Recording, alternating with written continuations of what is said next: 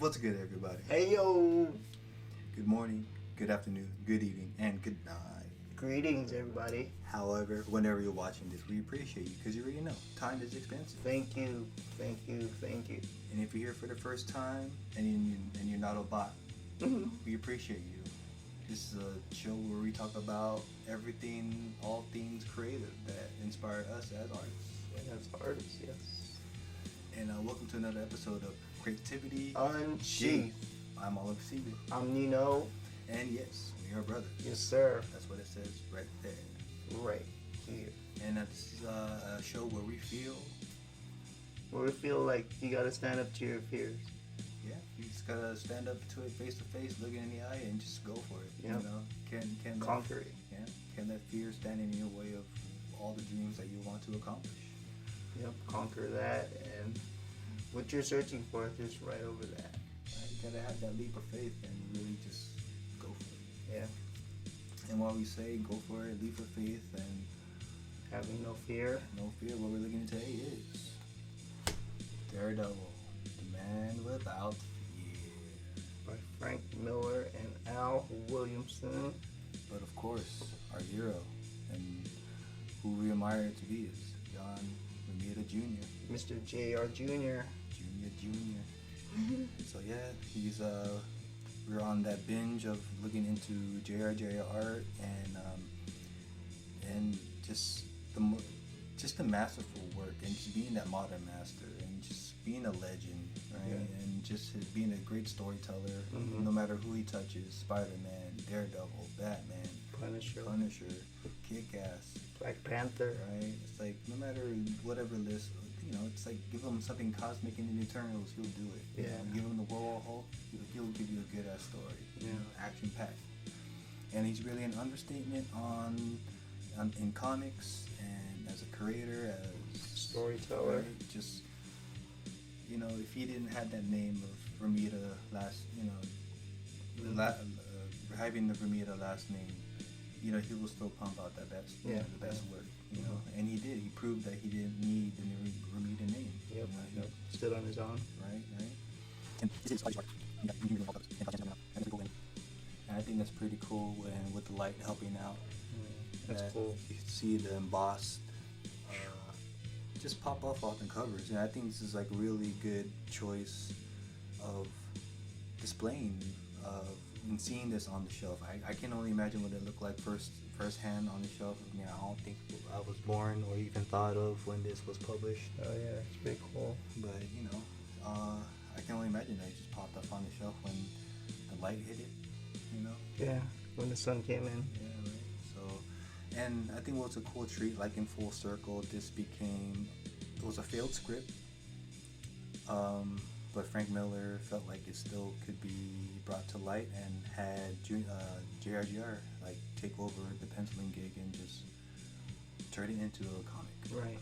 So the collaboration was weird because Frank Miller was barely in the picture as far as what needed to be done. He just gave the basic plots, and I think that's how J.R. works anyways. You just buy plots and let him just do the work and just have fun with it. And I think we'll see it. But yeah, that's how he works, is by just freely, you know, going to beat for beat himself. Man, yeah, he used some of it in an movie. Yeah, right. Full circle. Definitely. I mean, I think the only thing you're missing is like the bullseye aspect, and right, he's not in here. Right, and I think you're missing sticks. Yes, right. in the movie. Yeah, I think it would have been cool to see both, but time restraints. I can understand that too. Yeah. As far as character development. Maybe instead of the playground fight scene with Elektra and Daredevil or Matt, they could use that for sticks. Like a flashback of sticks. Yeah, I mean, like him training with sticks, maybe. Definitely, a flashback would definitely help. You know, like it didn't have to be like a super long, 45 minute. Yeah. Or like always about his dad. No, yeah, exactly. You know, you probably could mix it in there, like when he was training on the playground. Right? I used the city as my playground.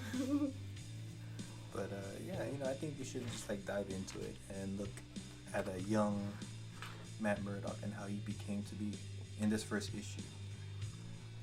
He almost looked like a kick-ass, right? Oh yeah, totally, dude. Like even the hair color and all, as if like he channeled his Matt Murdock for a kick-ass. Yep.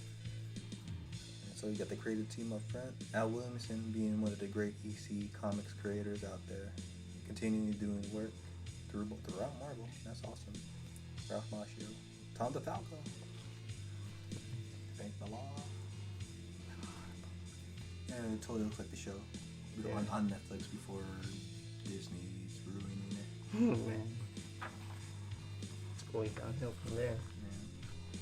So you get a little forward by Ralph Macchio and how this book came to be. But again, it's like I think J.R. George didn't want to do this at first. I think he wanted to do like a Wolverine book, but Frank Miller persuaded him off the other opposite end, and good for that, because I don't think we would have had the Daredevil movie without this. Oh yeah, right? for sure. So I think this was really just to prove studios that it can work as a blueprint, right?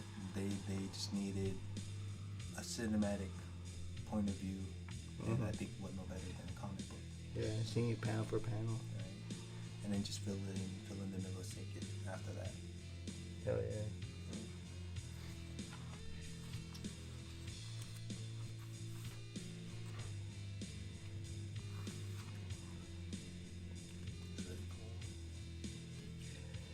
Really love Joss Green. It's pretty good. Really underrated, guys. Can't stress that.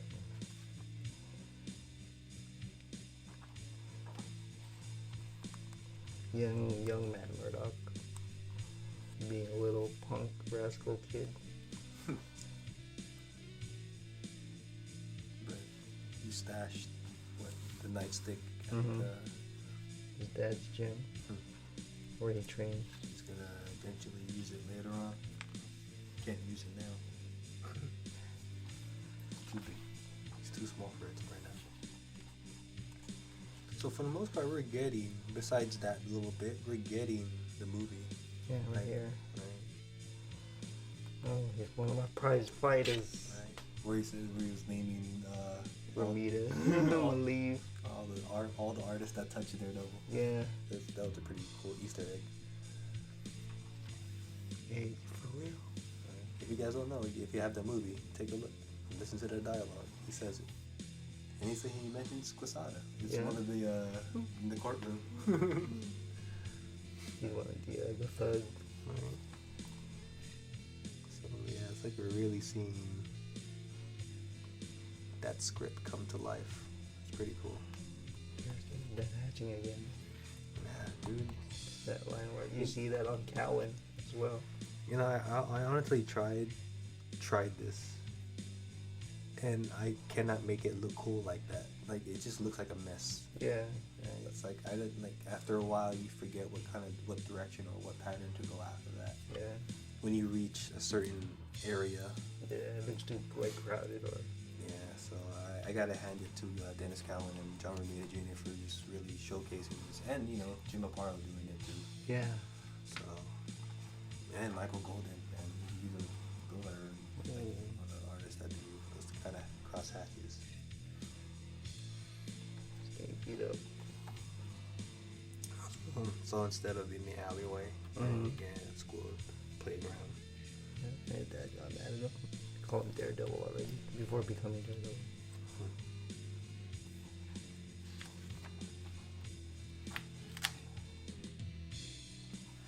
Sticks.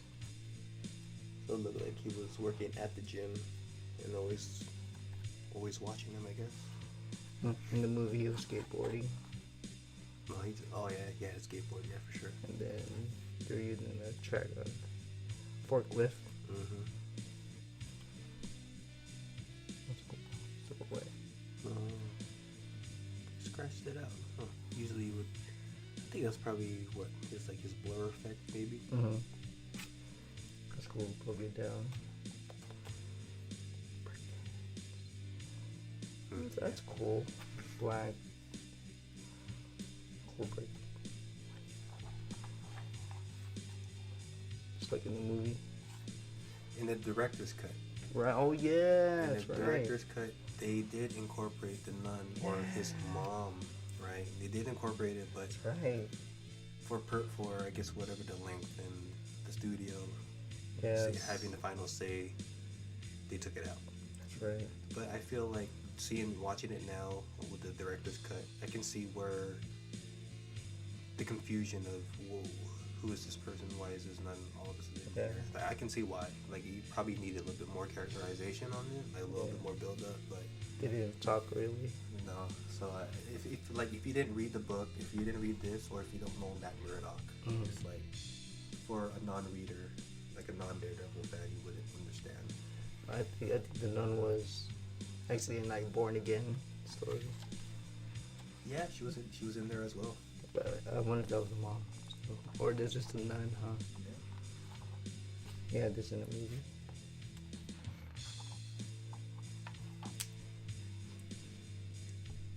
In the movie, they could have halved it. Half scene training with a dad, half training with Oh yeah, all in the same montage. right. And you're already doing a voiceover of Ben Affleck talking about his adjustment already, right? So Yeah. it wouldn't be wrong just to fit like a 10-minute bit. Yeah, and it's like, I don't know, maybe instead of Electra training, it could have been Stick and training. Yeah, and that whole playground scene is like They should have took that out. and like, or at least try to do something better with like introducing them together. Yeah, Right. training with sticks. That's his version of the shadow. Huh? The shadow effect. Wow, that looks messy, but you know.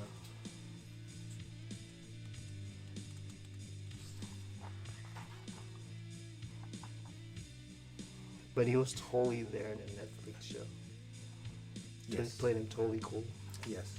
At least we got that in on the show, and I feel like the show really stayed true with its dark edge and getting the first costume. Yeah. And I think this actually happened in the show. Yeah, actually being disciplined. Yeah. Totally cool. Yeah, definitely. Almost like Rutger Hauer's movie, Blind Fury.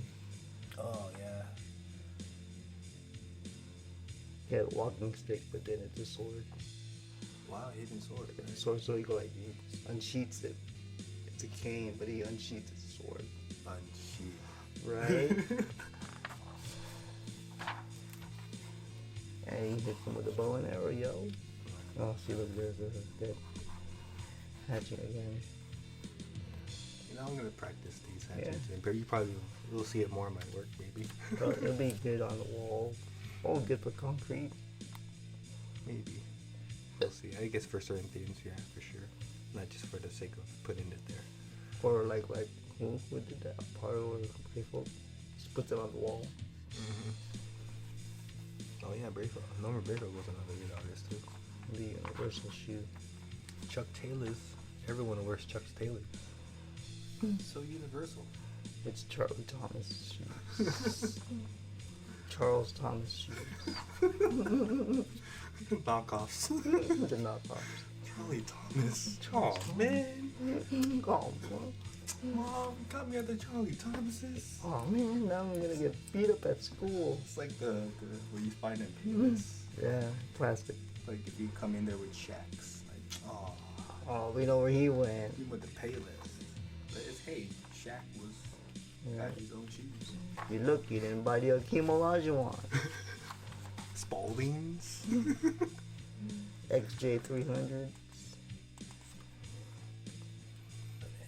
I really like those buildings. It's like, Simple, huh? yeah. Simple shapes.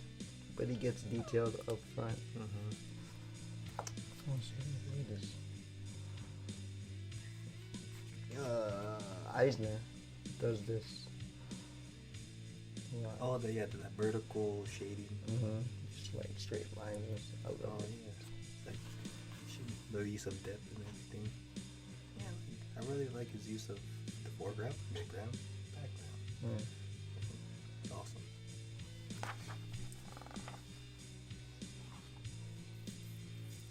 So you see Papa Jack continuing to train, and he runs into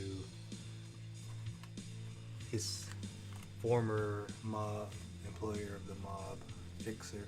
His promoter. Right, so wants him up there with the fight, but obviously, You're like, no way. him and Little Maddie Yeah. had made a pact to never give up, He'd probably just go out with a fight. to stand up for the little man. Right. He's just die winner.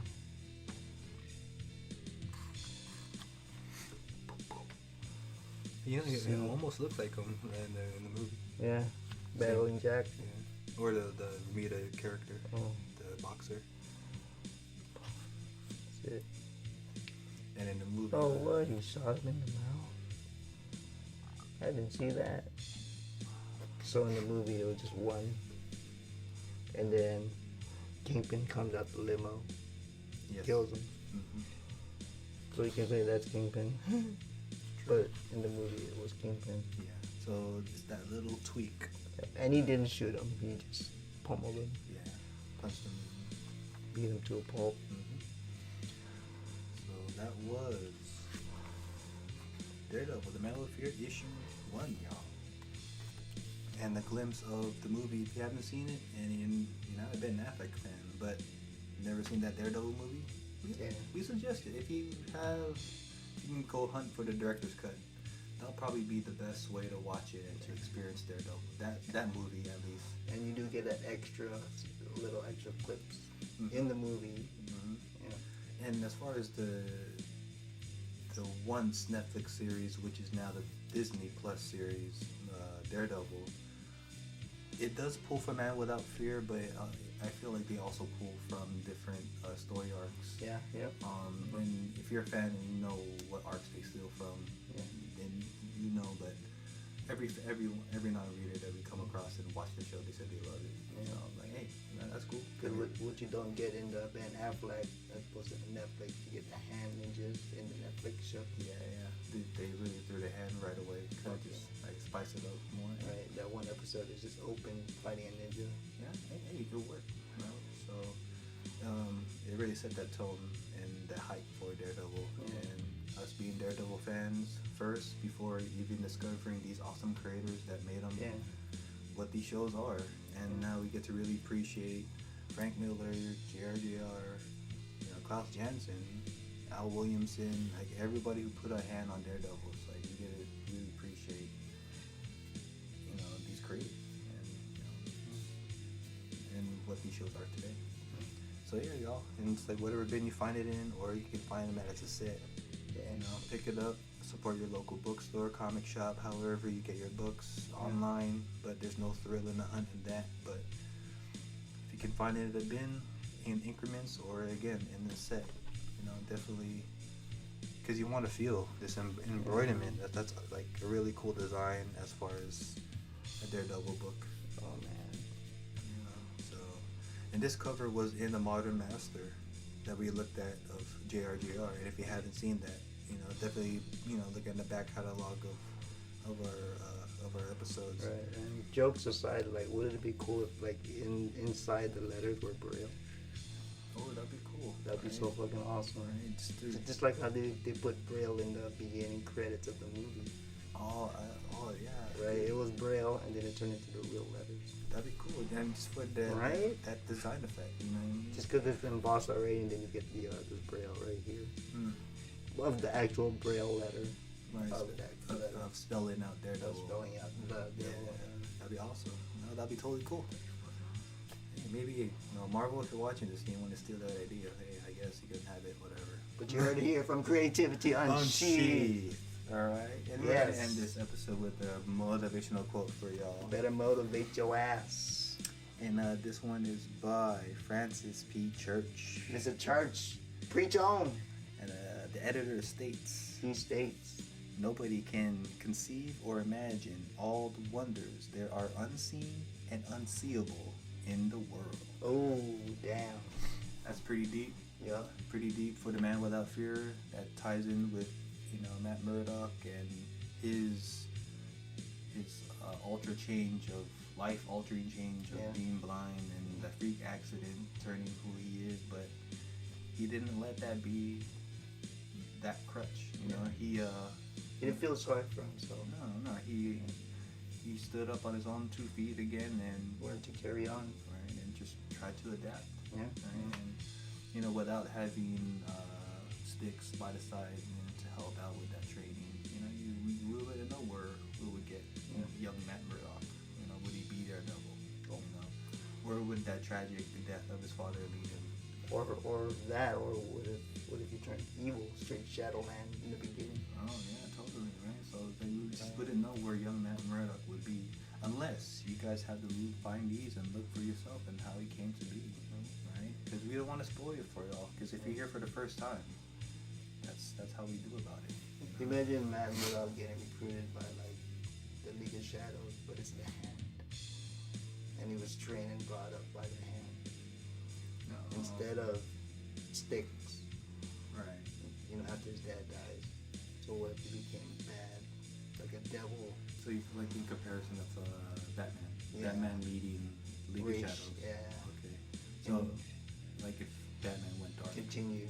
right? If he okay, I see what you mean. So like what if the Hand picked up young Matt and trained him to be a Hand? What if he was evil the whole time? Or like he becomes a villain, not Daredevil. Oh yeah. Right. I mean it is a story arc. Yeah, Shadowland. Shadowland is a story arc. Exactly. You know? Where he became the leader. And that's by the great writer Andy Diggle. So if you haven't read that yet, you guys got to look that up. But yeah, Daredevil becomes the leader of the Hand, and some say they don't like that story arc. Yeah. It was interesting because it was, you know, if again we were being fans of Daredevil, it was like a different take because what I appreciate a lot about that arc, because Andy Diggle did his homework. He actually dove down into the history, into the mythos of Daredevil, and just brought back what hasn't been touched upon. And him becoming part of the League of the Hand was that next step that he felt that needed to be. Right? And if you haven't read Shadowland, there's a big surprise in there. Oh yeah, dude, for real. It's a full circle. So right, if you guys don't know what that is, go check it out. Right, Go read it. Come on, y'all. There's a big surprise. You already know what we're about. We don't like spoiling everything too much. You know, you guys gotta go out and support your local bookstore, comic book store, creative team, Frank Miller, John Romita Jr. And the supporting casts Right. So of Christy, Shield, and Rosen. So, you know, that goes to say for y'all. And it's like, you know, however you want to perceive and how you want to see this world. And it's like it's like that's where your individuality comes in and your perspective. And that's what it's about. It's like sometimes you can't always mimic someone else's point of view, right? Or lifestyle. Right? And it's like you gotta earn your opinion, not learn your opinion and copy someone else. And it's like it's not you. You're just diminishing your individuality. And you know, it's like that's not you. That's not your words. That's not your thoughts. You know, that was something that was burnt into your brain, or right? Yeah, you can't preach about it if you never experienced it. That's fair for everyone, anybody. Right? No matter what the topic would be, it's like everyone. Yeah, there's everything from an experience, but sometimes, yeah, you can learn from other people's experiences. It makes you not want to do it because you've seen it, you've seen them do it, but it's like that's not really your experience. It's like that saying, you ain't got to lie to kick it. You ain't got to lie to kick it. You don't have to front. You know, you are who you are. That's it. And we're gonna end it there, y'all. And yes, sir. So you already know, do good, be good. Stay independent, have your own voice, and spread the positivity, guys. Find a balance in all the things that is good and evil. Do your best to be good. Spread the love.